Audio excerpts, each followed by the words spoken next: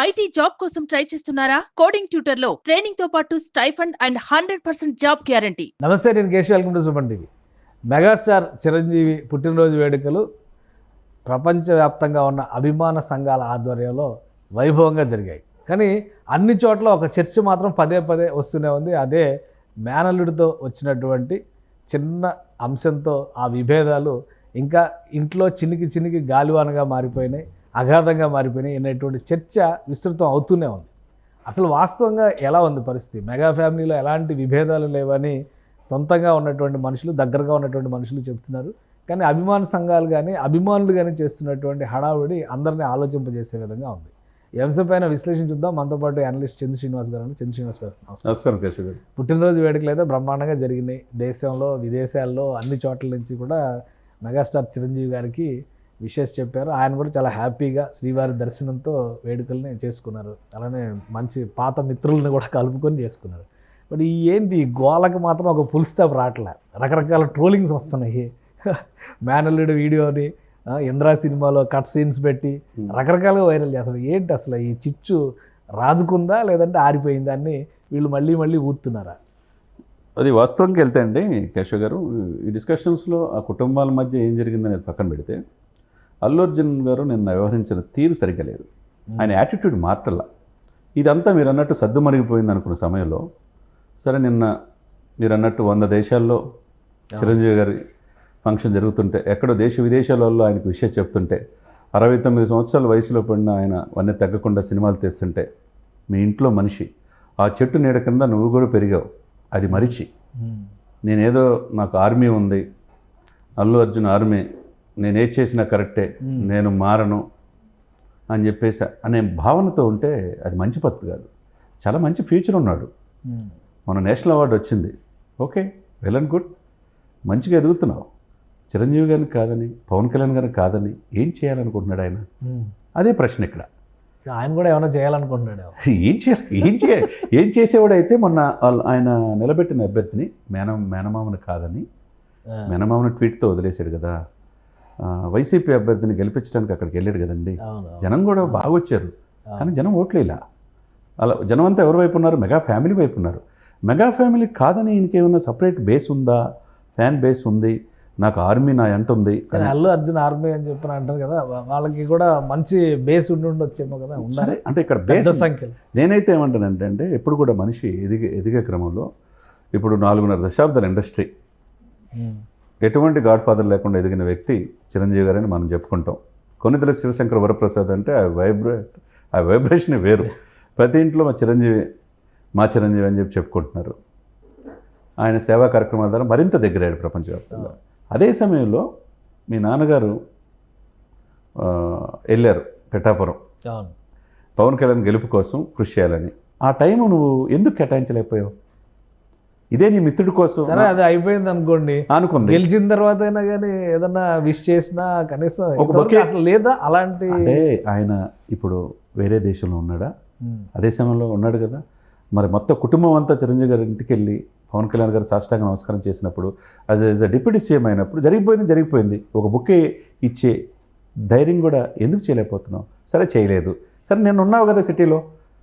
మరి అందరు దర్శకులు, అందరు నిర్మాతలు పోయి చిరంజీవి గారికి విషయం చెప్తుంటే ఆ క్షణం అంటే నీకు చిరంజీవి గారు ఆనలేదా? అంటే ఇప్పుడు మీరు మాట్లాడుతున్న దాన్ని బట్టి చూస్తే గ్యాప్ కాదు, అది పెద్ద అగాధమే ఉన్నట్టుగా అనిపిస్తుంది. అంతేనా? అదే డెఫినెట్గా అండి. నేను ఇప్పుడు ఇంతవరకు అనలేదు, కానీ ఇప్పుడు ఎందుకంటే చిరంజీవి గారు ఆయన చూస్తా పెరిగిన వాళ్ళు మనం అంతా కూడా మంచి రోల్ మోడల్ అని ఎప్పుడు చెప్పుకుంటాం. పవన్ కళ్యాణ్ గారు రాజకీయాల్లో సక్సెస్ అయ్యాడు, ఈరోజు డిప్యూటీ సీఎం అయ్యాడు, దేశ ప్రధాని మనల్ని పొందారు వాళ్ళ మెగా ఫ్యామిలీ కాదని ఈయన ఏదో ఇండివిజువల్గా ఎదగాలనుకుంటే చాలా కష్టం అండి. ఆయన December 6న సినిమా వస్తుందని చెప్పన్నాడు. 3 సంవత్సరాలు పట్టింది ఆ సినిమా రిలీజ్ అయ్యి. పుష్ప 2 ఇలానే ఉంటే రేపు పుష్ప 2కి తీవ్రమైన ఇబ్బందులు. కాదు, నాకు అదే డౌట్. ఆ మధ్య సినిమా August 15కి రిలీజ్ అయ్యింది అనుకునే టైంలో ఈయన ఇక్కడ మాట్లాడినటువంటిది చిచ్చు పెట్టింది. అంటే దాని ప్రభావం సినిమా మీద కనిపిస్తుందని డైరెక్టర్తో ఏదో గ్యాప్ వచ్చింది, మళ్ళీ రీషూట్ అని, ఇంకా ఏదో పర్ఫెక్షన్ కోసం చేస్తున్నారని, డేట్ మారుస్తారని, చివరి December 6 అని చెప్పని, మళ్ళీ అది కూడా మారుతుందని ఇలా చర్చ నడుస్తుంది. మళ్ళీ ఇప్పుడు అగ్గిరాజ్ చేసినట్టు అవలా సినిమాకి అంటే ఇక్కడ కేశవ్ గారు ఆయన చేతులారా చేసుకున్నట్టుంది. సుకుమార్ మంచి దర్శకుడు. అదే సుకుమారు రామ్ చరణ్తో మంచి సినిమా తీశాడు, రంగస్థలం తీసి అద్భుతమైన సినిమా తీశాడు. ఇప్పుడు రామ్ చరణ్ ఎలా ఉన్నాడు, అదేవిధంగా ఇప్పుడు ఈయన ఎలా ఉన్నాడు. ఓకే, ఇది తగ్గేదేలే, తగ్గబాక అది నీ ఇష్టం. ఇదే సమయంలో అడవికి సంరక్షకుడు, అడవి శాఖ మంత్రి ఆంధ్రప్రదేశ్లో పవన్ కళ్యాణ్ గారు ఉన్నారు. అడవులతో పాటు పర్యావరణం, గ్రామీణాభివృద్ధి అన్నీ ఉన్నాడు ఆయన కూడా కర్ణాటక రాష్ట్రంలో వెళ్ళి ఒకప్పుడు అడవులు సంరక్షించే వాళ్ళని హీరోగా చూపించేవాళ్ళు రాజ్ కుమార్ లాంటి నటుడిని సినిమా కూడా వదిలించారు. ఇప్పుడు అడవులు కొడుతున్నాళ్ళే హీరోలుగా భావిస్తున్నారు. దానికి కౌంటరా నేను ఆయన చేసిన మరి అనిపించింది నాకు. అంటే పవన్ కళ్యాణ్ గారు అయిపోతున్న చల్లబడిపోతున్న గాయం పైన కర్ణాటకలో మళ్ళీ ఒకసారి రేపే ప్రయత్నం చేశారు కాబట్టి దానికి అల్లు అర్జున్ గారు కౌంటర్ ఇచ్చారా? ఆర్మీ ఉంది, ఆయన నాట్ ఓన్లీ పవన్ కళ్యాణ్ ఉద్దేశించి అన్నాడని మనం అనుకోవట్లా, మేధావులు కూడా అల్లా. ఆయన మొత్తం మీద మన సంపదని దోచుకుపోతున్నప్పుడు ప్రకృతి రేర్ అయిన ఎర్రచందనం స్మగ్లింగ్ చేస్తున్నప్పుడు కర్ణాటక రాష్ట్రంలో కూడా 150 కోట్ల విలువ చేసేది పట్టుకున్నారు వాళ్ళు. అది కూడా రాష్ట్రానికి వస్తే ఆదాయం రాష్ట్రానికే కదా, అది దేశ సరిహద్దులు దాటిపోతుంది. ఒకప్పుడు సినిమాలో ఇలా చూపించారు, దాన్ని ఎర్రచందనం స్మగ్లింగ్ చేయడం హీరోయిజంగా భావిస్తున్నారని చెప్పి అన్నాడు. ఆయన ఉద్దేశించి అనలేదని అనుకోవచ్చు కదా, సరే ఎప్పుడో అన్నాడు, అయిపోయింది అది. ఆయన మొత్తం వ్యవస్థల గురించి అన్నాడు, వ్యవస్థని ప్రకృతిని కాపాడుకోవాలన్నాడు. ఈయన ఇన్ని రోజుల తర్వాత నేను వెళ్ళి అదే యాటిట్యూడ్తో మాట్లాడితే కేశవ్ గారు, నాకు తెలిసి రేపు డిసెంబర్ 6 జరిగే ఆ రోజు కూడా రిలీజ్ అయ్యిద్దని నాకు డౌట్గానే ఉంది. ఒకవేళ రిలీజ్ అయినా మెగా ఇన్ఫర్మేషన్ ఉందా? ఇప్పుడున్న సిచ్యువేషన్స్ అలా ఉన్నాయి, రేపు ఆ సినిమా కూడా ఆడిద్దో లేదో డౌటే. కాబట్టి ఒకటే, ఎప్పుడైనా ఎదిగే కొద్ది ఒదిగుండాలండి, తనకు తను తగ్గించుకున్నాడు హెచ్చింపబడతారనేది ఒకటి సూక్తుంది. మరి ఎందుకు ఈయన ఇలా ఉంటున్నాడో అర్థం కాల. నేను ఇలానే ఉంటా అంటే అది ఎంతోమంది మేధావులు, అల్లు అరవింద్ గారు కూడా అలా వదిలేశారు అంటారు, మాట్లాడడం చూపించడం చేస్తారు కదా, మొత్తం ఫ్యామిలీలో అగ్గిరాజుకునే పరిస్థితి వచ్చింది. ఇప్పుడు ఏంటంటే సార్, అల్టిమేట్గా ఆయన పెంచిన ఆయన చెట్టు కింద నేను పెరిగిన వాళ్ళంతా 8 మంది హీరోలు అయ్యారు. వీళ్ళంతా ఒక ఎత్తు అయితే వాళ్ళ యాటిట్యూడ్, వాళ్ళు ఎదిగిన తీరు మా చిరంజీవి గారి స్ఫూర్తి, ఆయన కష్టం తెలిపాడని చక్కగా సినిమాలు తీసుకుంటున్నారు, వినయ విధేయతలతో ఉంటున్నారు. ఈయన వినయ విధేయత పక్కన పెట్టి నేనేం తగ్గేదేలే అంటున్నాడు. తగ్గేదేలే అంటే ఒకటంటే ఇంకొక యాంగిల్లో ఆలోచించండి. ఇప్పుడు అల్లు అర్జున్కి ఒక హీరోయిక్ ఇది వచ్చింది, ఆయనకు ఒక ఇమేజ్ వచ్చింది, ఐకాన్ స్టార్ అని చెప్పని అంటున్నారు. అలవైకుంఠపురం సినిమా తర్వాత ఆయన తెలుగు ఇండస్ట్రీ మొత్తాన్ని కూడా ఒక బ్లాక్ బస్టర్ హీరో కింద మారాడు. పుష్ప తర్వాత అసలు పాన్ ఇండియా స్టార్ అని చెప్పని ఆయన ఆ ఇమేజ్ పెంచుకున్నాడు. సో తన ఇండివిజువలిజంలో భాగంగా ఆయన నా వాళ్ళ కోసం నేను ఎక్కడికైనా వెళ్తాను మాట్లాడుతున్నాడని అనుకోవచ్చు కదా. మెగా ఫ్యామిలీని ఉద్దేశించే అని కాకపోయినా కానీ అల్లు అర్జున్ గారి వ్యక్తిత్వంలో సహజంగా ఉన్నటువంటిది అది. అందుకనే అప్పుడు అటాచ్ అయినటువంటి సుకుమార్ దగ్గర నుంచి తన టీంని అలా మెయింటైన్ చేస్తున్నాడు అంటారు. తప్పులేదు సార్, ఏ టీం మేనేజ్ చేసుకుంటే తప్పులేదు, మీరు ఎదగటం తప్పులేదు, కానీ మూలాలు మర్చిపోవడమే తప్పు. ఒకప్పుడు ఇదే అల్లు అర్జున్ గారు అనేక మీటింగుల్లో చిరంజీవి గారు లేకపోతే మేము లేము అని చెప్పి అనలేదా? లేదా పవన్ కళ్యాణ్ గారి కోసం రాజకీయంగా వెళ్ళి ఈయన ముఖ్యమంత్రి కావాలని చెప్పి ఎలక్షన్లో ప్రచారం చేయలేదా? మరి ఇంతలోనే ఇంత గ్యాప్ ఎందుకు వచ్చింది? ఎందుకు ఇంత నీ వే ఆఫ్ టాకింగ్లో ఒక్కటే అండి, వినయం ఎందుకంటే పెద్ద స్టార్ అయ్యారనేటువంటి కాన్ఫిడెన్స్ ఎక్కువైందంటారా? మేబీ అనుకోవచ్చు. పుష్ప 1 3 సంవత్సరాలు అయింది, పుష్ప 2 బాగుంటే. ఒక విషయం చెప్పండి, మీరు అభిమాన సంఘాలు వీటిలో కూడా యాక్టివ్గా ఉంటారు, చాలా మందితో పరిచయాలు ఉంటాయి, మెగా ఫ్యామిలీతో కూడా రిలేట్ అవుతూ ఉంటారు. కాబట్టి అల్లు అర్జున్ ఆర్మీ ఏంటి అసలు, ఎంత ఉంది ఆ బలగం, ఎంత వాళ్ళకి ఏమైనా ఆయుధాలు ఏమైనా ఉంటాయా ఏంటి, ఆర్మీ స్వరూప స్వభావాలు ఏంటి తెలుసుకుందాం అనుకుంటున్నారు. ఇక్కడ కేశవ్ గారు ఏముండదు సార్, ఆర్మీ మాకున్న ఏదో ఒక వ్యవస్థ ఉందంటే ఇదేమో యుద్ధ రంగంలో పాల్గొని ఈయన యుద్ధంలో గెలిచి రాజకీయాల్లో ఈయన ఏదో వచ్చి ఇదే కాదు. వాళ్ళని సంతృప్తి పరచడానికి ఐ లవ్ యూ అని 3 సార్లు అన్నాడు. మీరు లేకపోతే నేను లేను. కొంతమంది హీరోలు చూసి అభిమానులు వస్తుంటారు, కానీ అభిమానులు చూసి నేను హీరో అని చెప్పి అన్నాడు. అంటే ఎవరిని ఉద్దేశించాడు ఆయన? అంటే ఆయన అన్న మాటల్లో చాలా వ్యంగ్యం, కొద్దిగా వెటకారం, అసలు నేనే అనే అహం ఇవన్నీ మేళవిస్తే ఒక పుష్ప కనపడుతున్నాడని అనిపిస్తుంది. ఇక్కడ ఏదైనా సార్, రేపు ఆంధ్రప్రదేశ్లో సినిమాలు రిలీజ్ అవ్వాలి, తెలంగాణలో అవ్వాలి, వాళ్ళు కూడా టికెట్లు పెంచుకోవడానికి టైం ఇవ్వాలి, ఇవన్నీ ఉండాలి కదా. మీరు ఎవరైతే మేము కాదు,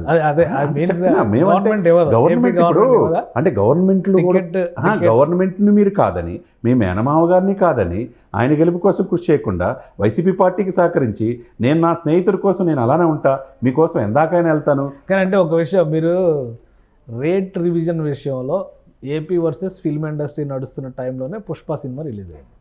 సో అదే సమయంలో అఖండ కూడా రిలీజ్ అయింది. ఈ 2 సినిమాలు హిట్ అయినాయి, వాటి స్టామినాకి తగ్గట్టుగా కలెక్షన్స్ కూడా తీసుకొచ్చినాయి. ఒకవేళ టికెట్ రేట్లు పెంచితే ఇంకా గ్రాస్ వాల్యూ పెరుగుండేది అనేటువంటి చర్చ కూడా నడిచింది. కాబట్టి రేట్ రివిజన్తో తనకు సంబంధం లేదేమో కదా అల్లు అర్జున్ గారికి. అందుకనే అంటే రేట్ ఒకటే కాదు సార్, ఇక్కడ మెగా ఫ్యామిలీని లేకుండా, మెగా ఫ్యామిలీ సపోర్ట్ లేకుండా, మెగా ఫ్యామిలీ పుష్ప 2 సినిమాకి పోకుండా ఆయన సినిమా హిట్ అయిద్దని మీరు అనుకుంటున్నారా? అవదా? అవదు, 100% అవదు. వాళ్ళతో ఇలానే పెట్టుకుంటా ఉంటే కష్టం. అందులో మెగాస్టార్ గారితో పెట్టుకుంటే చాలా కష్టం సార్, అందులో డౌటే లేదు.